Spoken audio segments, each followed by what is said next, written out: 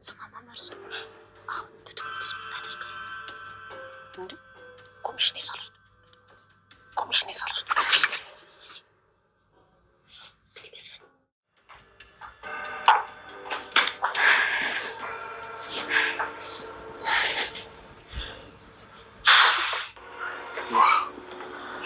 ምን አይነት ውበት ነው? ተረጋጋ፣ ባለቤት አይመጣም። እሱ አያስጨንቀኝም። ዛሬ ደግሞ በጣም ሙሉ ሆነሻል።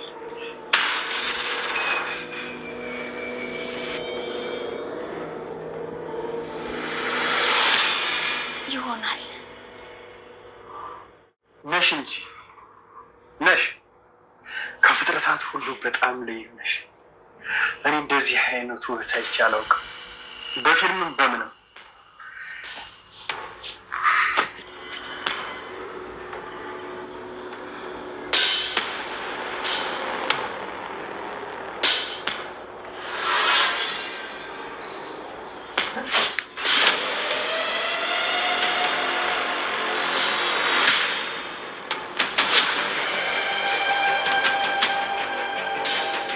ልታደርጊ ነው?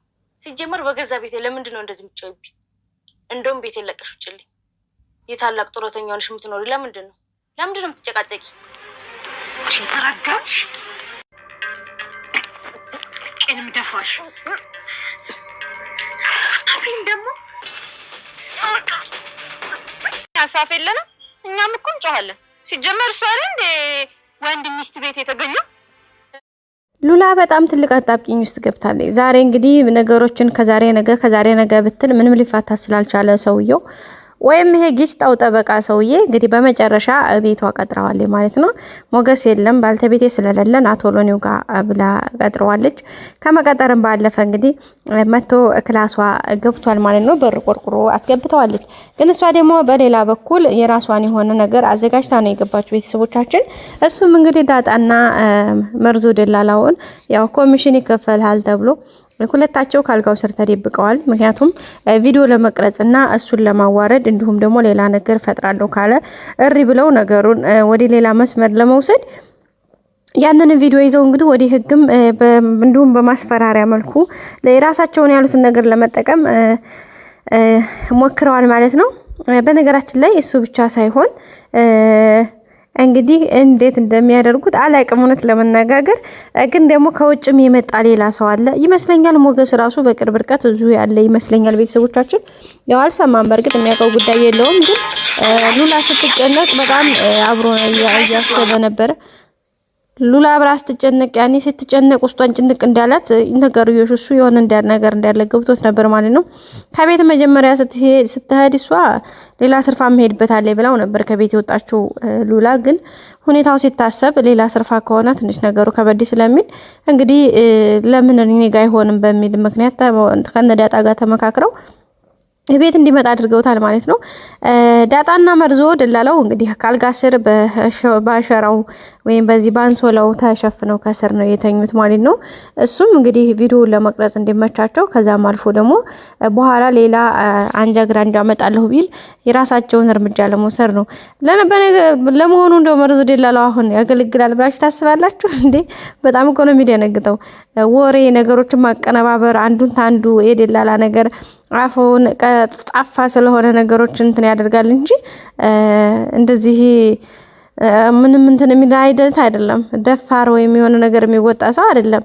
ወይ ነዳጣ ለሌላ ሰው መናገር ነበረባቸው። ሞገስ መናገር ካልፈለጉ ወይ መድብልን ወይ ደግሞ ሌላ ሰው ተናግረው ነገሩን በጥንቃቄ እንዲወሰድ ማድረግ ይችሉ ነበረ። እንግዲህ የባልቴት ምርኩዝ ወዴትም አልሄዱም። ነገሩን ያው ቀለል ለማድረግ ነው። በእርግጥ ያኛው ሲሆን ደግሞ ይከብዳል ብለው ስላሰቡ ይመስለኛል። ግን ለሁሉም ነገር እንግዲህ ሉላ ጋር መጥቷል ማለት ነው። ሰውየው ከመንጣቱም እንግዲህ ዛሬ ምንድነው የሆነ ነገር አስበሻል እንዴ? የሆነ ነገር ካሰብሽ ወየውልሽ እስካሁን ያወራ ነው ነገር ሁሉ ሙሉ ሪከርድ ስለሆነ እያንዳንዷን በኋላ እንዲያትዋረጂ እያላት ነበረ። እኔ ምንም አልዋረድም፣ አስገድደኸኝ ነው፣ ወድጄ ሳይሆን አስገድደኸኝ ነው። ለዛውም ደግሞ መረጃን ቢያዝ ምንም ችግር የለብኝም። ሲቀጥል እኔ ራሴ ፈቅጄ ማለት አመቻችቼ ስለሆነ የጠራው ሌላ ነገር ምንም አላሰብኩም። ሌላ ነገር ባስብማ ብዙ ነገር ማድረግ ይችል ነበረ። ስለዚህ ዝም ብለህ ና ብለዋለች ማለት ነው። እንግዲህ ክላስም መጥቷል። ከመንጣትን በር አንኳክቶ ቤት ነው የገባው። ውድ ቤተሰቦቻችን ቤት ገብቶ እንግዲህ ወዲያው ጃኬቱን ነበር ቁልፉን ፈታ ሲያደርግ የነበረው። በዛም እንግዲህ በጣም ድንግጥ ያለችው ሉላ፣ ምክንያቱም ከስር ሰው እንዳለ እሱም ተዟዙሮ እያየ ነበረ። ከዛ ደግሞ ያኔ ጠርጥሯል። እርግጠኛ ነኝ አሁን ያልጋውን ስር ቸክ ማድረጉ እንደማይቀር እርግጠኛ ነኝ። ማለት በእርግጠኝነት ቸክ ያደርጋል። ምክንያቱም የነሱም ድምጻቸውም ስላለ የሆነ ኮሽኮሽ የሚል ነገርም ስላለ ያልጋውን ስር መክፈቱ አይቀርም። እሱ ደግሞ ሲከፈት ዳጣና ያው ልጁ ይወጣሉ ማለት ነው። በዛን ሰዓት እንግዲህ እሱም ደግሞ የራሱን ያለውን እርምጃ ለመውሰድ መታገሉ አይቀርም። በዛ ላይ ደግሞ ነገርዮሽን ያክል የሚቋቋሙ አይደሉም ዳጣና መርዞ ደላላው። መርዞ ያው ወሬ ነው እንጂ እንደዛ አይነት ነገሩ ላይ ብዙ የሚሳካለት አይመስለኝም። ቤተሰቦቻችን እስኪ እናንተ ምን ታስባላችሁ? እውነት እነ ዳጣ ባሰቡት መልኩ ይሳካላቸውን ወይስ መስመር ስቶ ሌላ መስመር ይዝ ይሆን? እሱ ደግሞ አሁን እዚህ ጋር ግርግር ተፈጥሮ ከሄደ በእርግጠኝነት ሞገስን ይከሰዋል።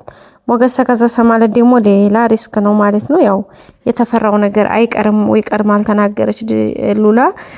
ስለዚህ ለሞገስ የሚታሰራል ሌላ እንደገና ዙሪያ ጥምጥም ሌላ ነገር ሌላ ኮተት ይዞ ይመጣል። ከዛ በሁለተኛ ደረጃ እኔ በጣም ያልመሰጠኝ ወይም ያልተመቸኝም ፓርት ልንገራችሁ ቤተሰብ።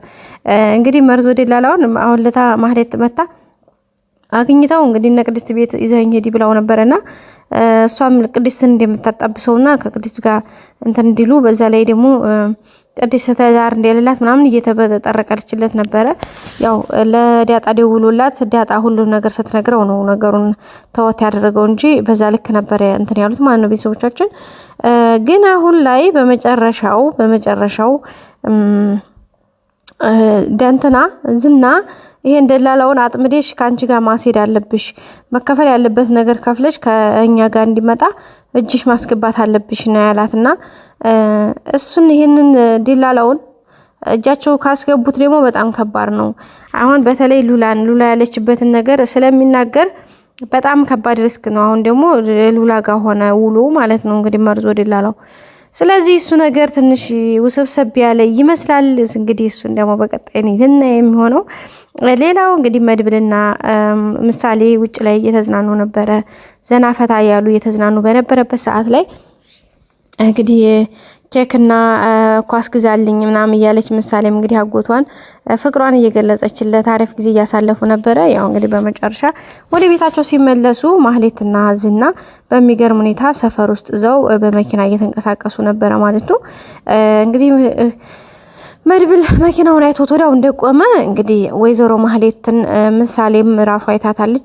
እማዬ ማህሌት ቻዋትና እያለች ነበረ። ስለዚህ እስከ ሰፈር ድረስ ምን ያክል ዘው እየመጡ ዘው ሰፈር ነው የሚውሉት የሚንቀሳቀሱት። በቃ ያለውን ነገር ለማየት እንግዲህ ዝናና እነ ማለት ከዛ ሰፈር አራቁ። ምክንያቱም ብዙ ነገር ማተረማመስ የሚፈልጉት ነገር ስላላቸው ማለት ነው። እዚህ ጋር አርፈው መቀመጥ አይፈልጉም። እንግዲህ ተፍ እያሉ ይገኛሉ። ሌላው ቅድስቴና ብሩክ በጣም ደስ የሚል ጊዜ ነው እያሳለፉ ያሉት። ቅድስቴ እንግዲህ ብሩክን በደንብ እየተንከባከበችው ትገኛለች ማለት ነው። በቃ በአፋፉ እያጎረሰችው ነው እንግዲህ እንደ ዶሮ ጫጩት ደስ ይላል። ያው እንግዲህ ስትመኘው የነበረው ነገር ስለነበረ እግዚአብሔር ፈቃዱ ሆኖ ደግሞ ካጠገቧ ሆኖላት በዚህ ልክ በእንክብካቤ እየተንከባከበችው ትገኛለች። እሱም እንግዲህ ደስተኛ ነው። በቃኝ ምናምን እያለ እንደ በጉርሳ እስከሚጨናነቅ ድረስ እየተንከባከበችው ነው። እንግዲህ በቅርብ ደግሞ እሱም አገግሞ በሰላም ማለት ወደ እንደ ማንኛውም ተንቀሳቅሶ የሚጠበቅበት ነገር እንደሚያደርግ አንጠራጠርም። እንደሚሳካለትም ተስፋ እናደርጋለን። ቤተሰቦቻችን ብቻ አሁን ላይ አሪፍ ነው ያለው ነገር። ሌላው የኤፍራታን እንግዲህ ማህሌት እያስጨነቀቻት ትገኛለች። እገልሻለሁ እያለቻት ነው ከማለትም አልፎ እንግዲህ ጉሮሮዋን አንቃ ስታስጨንቃት ነበረ። ያው ለዕለቱ ለቃታለች። ግን ከኋላ ያየሄድሽ አንቺ ነሽ ነገሮች እንዳይሳኩ የምታደርጊው። ድሮም መካሪ መስለሽ ከብሩክ እንዲለያይ ያደረግሽኝ፣ አሁን ደግሞ ከብሩክ ጋር ይቅርታ በይው እያልሽ የምትይኝ ምን ተልኮ ኑሮሽ ነው ብላ እንግዲህ ኤፍራታን በጣም ስታንገላታት ነበረ። ኤፍራታም ከቤት ውጭልኝ እያለች ትገኛለች። ግን እስካሁን ማህሌትም አልወጣችም። ቤተሰቦቻችን በቀጣይ ክፍል እንገናኝ። ሰላም ቆዩ።